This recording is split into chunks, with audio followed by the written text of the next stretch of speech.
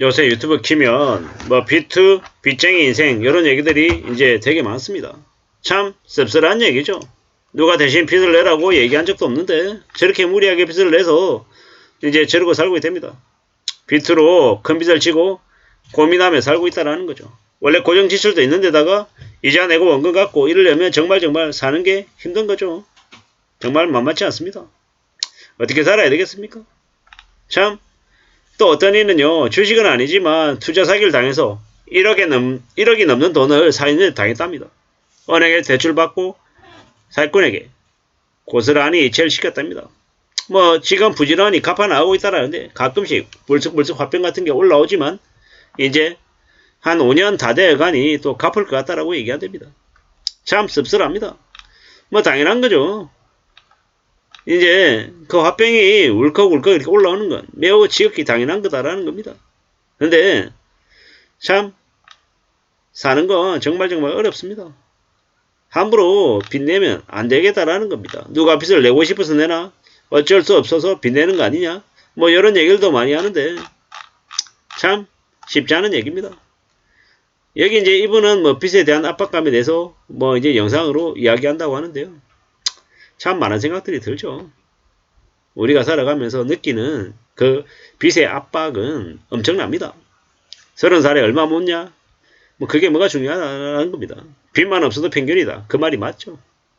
빚이 없으면 정말 다행이다라는 겁니다.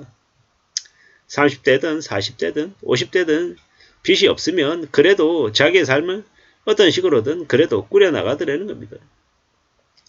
집을 살 때 주택담보대출 받고 차 살 때 자동차 대출 받고 뭐 그러는 걸 매우 당연하게 생각하는 이들이 되게 많은데요.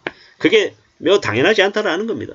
우리가 어떻게 살아야 될지 대출 없이 뭔가를 이제 한다라는 것 이걸 당연하게 생각해야 됩니다. 기본값으로 생각해야 된다라는 겁니다. 특히나 B2 이런 것들은 하면 안 됩니다. B2 해가지고 이자로 뭐 예를 들어서 6% 8% 내요. 그러면 단순 계산해가지고 수익을요 10% 12% 15% 내야 이제 유지가 되는 건데 주식 해가지고 12% 15% 어떻게 빚을 수익을 냅니까? 워런 버핏도 그렇게 못해요. 정말로 그렇게 생각하는 게 맞겠다라는 겁니다. 앞으로 우리는요 정말 살아가면서 빚을 멀리해야 됩니다. 빚이 없다라고 생각하고 살아야 된다라는 겁니다. 그렇게 지내야 삶이 좀 안정적일 수 있습니다. 뭐 나중에 빚을 계속 지다 보면요 이제 무디어지는 거죠. 빚을 졌는데 뭐 그런가 보다 그러고 빚으로 빚져가지고 대출받아서 들어온 돈인데 마치 내가 버는 돈인 것처럼 착각하는 거죠. 돈을 그냥 너무 쉽게 너무 만만하게 생각한다라는 겁니다. 그러다가 어떻게 되겠습니까? 이제 그러다가 이제 걸려드는 거죠. 참 무서운 얘기입니다. 앞으로 우리가 살아가면서 만나게 될 이제 빚의 무게는 상상을 초월한다라고 봐야 됩니다.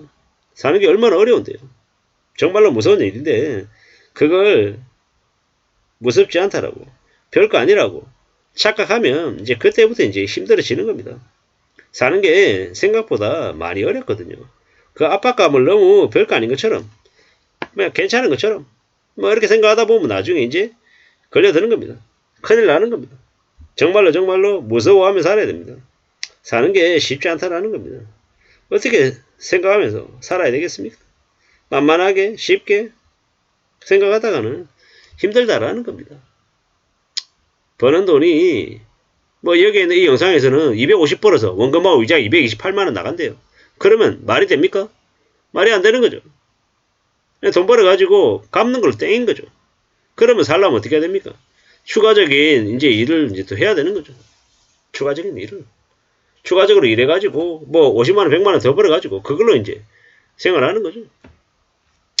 참 황당한 거죠. 돈이 없는데 돈을 더 이제 원금하고 이자를 내야 된다라고 하면 이제 압박이 심해질 수밖에 없다라는 겁니다. 참 많은 생각들이 들죠. 우리가 이제 뭡니까? 영화 같은 거나 드라마 같은 거 보면 그런 거 많이 나오죠.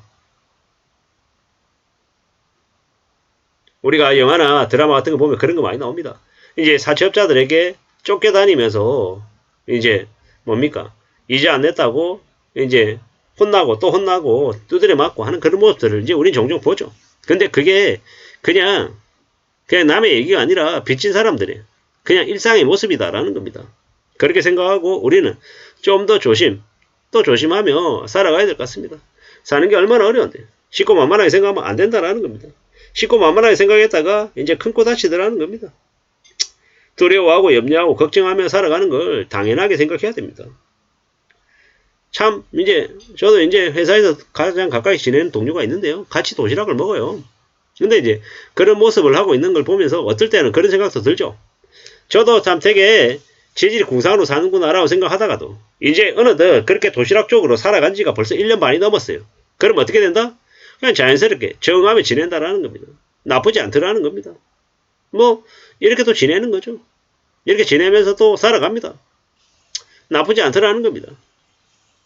그래도 도시락을 먹고 이제 커피를 회사 탕비실에 있는 커피를 마시고 이렇게 살면서 그러면서 이제 또 삶을 지켜나가는 겁니다. 사는 게 참 쉽지 않구나.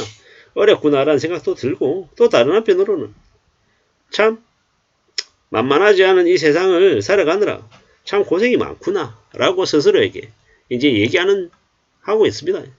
참 이런 생각 저런 생각 많은 생각들이 들죠. 여기에 이제 댓글들 보면 참 이제 공감하는 이들이 되게 많답니다. 빚의 무서움을 알고 있더라.